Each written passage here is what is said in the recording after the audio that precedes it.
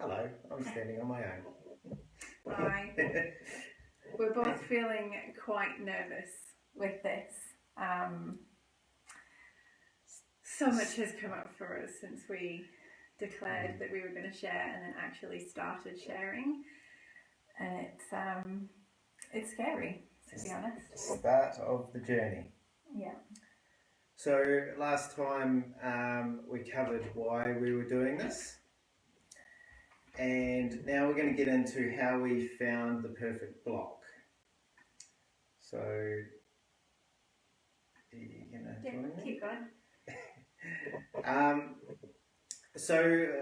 In order to find this block for Ecopodz, we had to work backwards from what was required by council. So obviously we wanted to build as many pods as possible for just a return on investment point of view, to be honest. So what we found is that we needed 20 hectares at minimum, and for us, or for Ecopodz, we wanted bush, didn't we? Yeah, natural vegetation, not forestry or cleared farmland or anything like that. We wanted native vegetation. And as much as possible, which is quite rare to find down here, believe it or not. Yeah, it was actually a lot harder than we expected. Yeah, a lot more farming. Some really beautiful farming land, but that wasn't what Ecopodz was about. No. So, in order to go about finding this, we have a little bit of a system that we use. We've been flipping properties in Perth for a while now, and we've developed our own little system in order to find, in order to get the property that we want, we would prefer to deal directly with the homeowner. So we use a tool called RP Data, and we just narrowed down the block size in the region and wrote letters directly to homeowners. Yeah, I think. Works well. Yeah, I think we sent like 31 letters or something in this area, and because you can tick if there's a house on there, because we thought, well, you someone needs to be able to accept, like, to receive the letter. So we sent 31 letters, and we actually got 9 phone calls from different homeowners. Yeah. And so that was quite cool, wasn't it? We spent quite a bit of time talking with different people. Yeah, different homeowners, and going to see different bits of land, and that was really, really exciting, wasn't it? Yeah, we loved that. We got to meet so many people, like, in the community. We got to find out more about the area, and also it allowed us to then to find out from people, what did they actually want? Did they want to just sell? Did they want to lease a part of their land? It allowed us to have those more flexible conversations to work something out that was going to suit them, and really properly suit them, and also us and our requirements for what we needed. Yeah. So believe it or not everybody actually wants to outright sell. There's a portion of the market out there that would just rather lease a bit of their land or sell a portion under a different type of contract. So we knew that this was possible, and other people might not know that. So the only way to find that out is to deal directly with the homeowner. And just ask. Yeah. And as long as you're polite and you're genuine in your intentions when you're going to deal with someone, people can tell if you're just trying to rip them off, or that you're in it for yourself. But we found, as long as we just go into every conversation just wanting to get to know the person, really.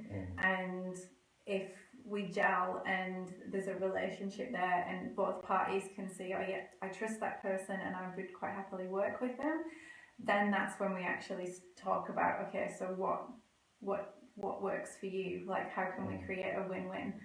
So it's probably a longer process than if you went through an agent, just because there's that extra level of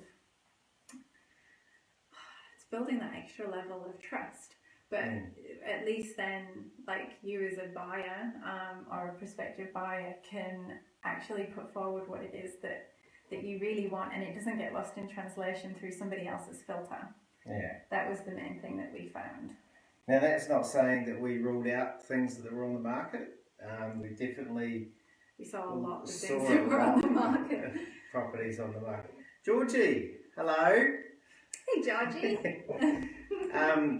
So yeah, we ended up, well, we were coming down here for like every weekend for a couple of months, which was quite ridiculous, wasn't it? Yeah. Saw a lot of properties, some that we didn't really think much of or didn't work for us, and a few through agents that were suitable. And then we actually found the one that we want. We found it on Gumtree, didn't we? Yeah. And I can't remember, we've done so many takes at filming this, I can't actually remember if we discussed that last time on our live or not.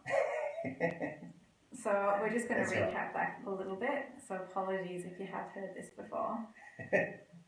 So yeah, anyway, we found this property on Gumtree, rang the owner, and she pretty much put me off on the phone. She tried to talk you out of it. Yeah, I don't think she was intentional about that, but definitely talked me out of it. So when we actually came to view this property, I think we'd seen about 4 or 5 properties before. Yeah, about that. Before actually going to this one was sort of last on the list, and almost didn't go because I had a really bad headache and didn't feel well, and we were like, oh, well, she's pretty much told us that it's not what we want anyway, but decided to go anyway. Yeah, and anyway, turned up at this property, and it was just amazing. It was love at first sight. Yeah, it was. We had in our minds native vegetation, but this is like native forest and huge, beautiful trees. Nice shrub, wildflowers all round. The kind of trees that sort of call to you as you're walking, like down the tracks and stuff. It's like special. Mystical paths and just it's beautiful, beautiful bit of land, isn't it? Yeah. Probably not somewhere you want to build your main house. There's a lot of work for it. There's a lot of, like, something that I feel really conflicted about is obviously we're going to have to clear to actually do this development. And part of me feels quite excited about doing this development, and then there's another part of me that actually feels really torn that we're going to have to do some clearing here. So, like, we even walked around and we've done all of the surveys and things to see which trees, and there are quite a few trees that are habitat trees, so we're going to keep those. Any trees over a certain size, they're going to be kept. So what's really fortunate about the pods is we can actually just sort of have minimal clearing, and it's pretty much just like the container size itself that needs to be cleared, so we can just like sneak it in between the trees, which is a huge bonus. So it's a really minimal impact. Yeah, so we were juggling a lot of balls in this design phase on working out the building regs, the fire regs, and the nature conservation side of it. Because there are 3 declared rare fauna on the land, and it's unconfirmed for declared rare flora.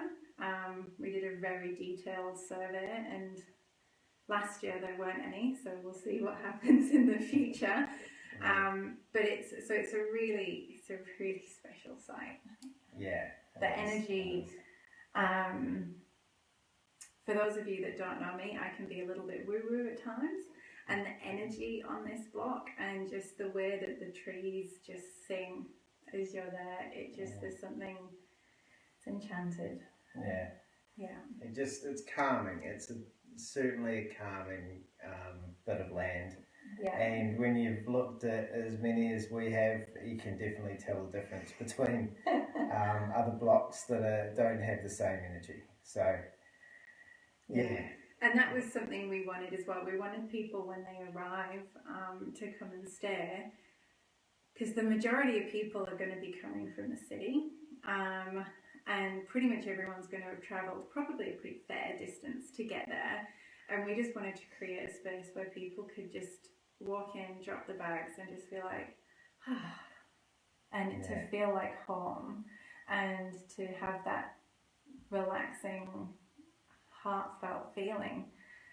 And I think the land itself is going to plays a huge part in that. It's not just what we actually do. It's actually really nothing to do with what we do. It's all to do with the energy on the space. Yeah. So, we basically fell in love with this bit of land at first sight, which is not a very good investment strategy. If you're looking for an investment, don't fall in love with it, because you make irrational decisions. Yeah. So we could separate this emotional part for a certain point. But Joe could. I struggled. I'll be honest. Yeah, we'll get into that a bit later. There's through the ups and downs, it was quite a struggle. Yeah. But this is still sort of February, March last year that we seriously actually started looking at this. Before. Yeah, last year, 2017. Yeah. So February, March 2017 is when we really started to, when we identified this piece of land and really started to look into it. Yeah. And then putting a value on this was relatively hard as well. There's nothing to compare it to. How can you compare a vacant bit of land? It's like 100 acres. 100 acres, but no services, so no power, no water. Literally just bush. Doesn't even have its own access. Yeah. So it took us quite a while to come up with a value on this. And are we going to get into the negotiating part? Hold on. Yeah. So we want to keep these bite size, so it's only been like 12 minutes. That's cool. So the negotiation was difficult. To actually make an offer to just outright purchase this property. Yeah. We had a lot of talk with the owner. We built a lot of rapport with her. Understood her situation and understood what she needed, and unfortunately the value didn't quite meet that. Her situation was really unique, and we don't really want to go into too much of that because out of respect for her. But the property was underwater, or this piece of land was underwater, so it owed more than what really it was worth.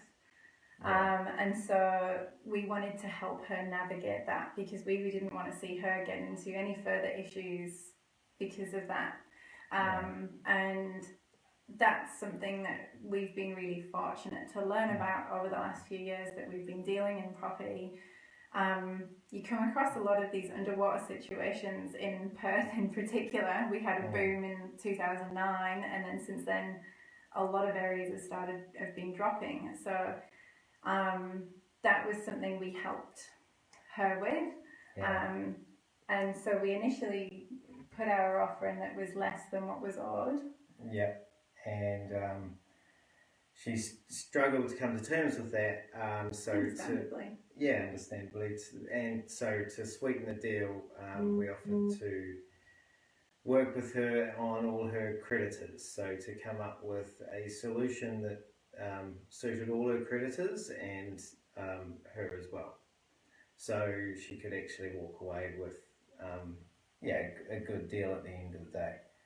There were also quite a few other things on the title that we weren't initially aware of, like some old forestry trees. There was like 4 trees left or something from this old blue gum plantation. So there was all these little pieces that had to actually come together to, like, I've never seen anything like this before. It was a bit of a head fuck, I'll be honest. Like, there's no other way to say it. It was just, that transaction, we spent like 6 to 8 months actually trying to get all of the pieces together.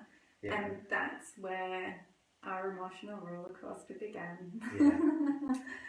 So, how about we leave it? So she accepted our offer, with us working with the creditors, and